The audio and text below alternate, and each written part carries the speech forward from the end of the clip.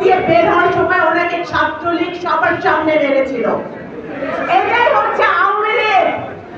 আওয়ামী লীগ, আমরা রামন ঘটনা ভুলি নাই, আমরা বিশ্বজিৎ হত্যা ভুলি নাই। শেখ হাসিনা এবং তার দোসররা টিকে থাকার জন্য, ক্ষমতায় টিকে থাকার জন্য সামনে হিন্দু আসছে না, মুসলমান আসছে না, বৌদ্ধ আসছে না, খ্রিস্টান আসছে, সেটা তারা দেখে নাই। যারাই আসছে তাদেরকে তারা খুন করেছে, গুম করেছে, হত্যা করেছে।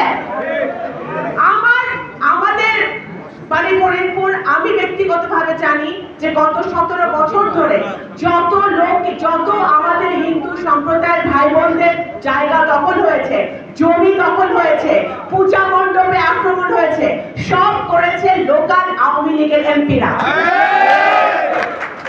জুজুর ভয়, ভাইরা জুজুর ভয় দেখিয়ে বেরিয়েছে গত 17 বছর, এবং যতবারই ক্ষমতায় এসছে।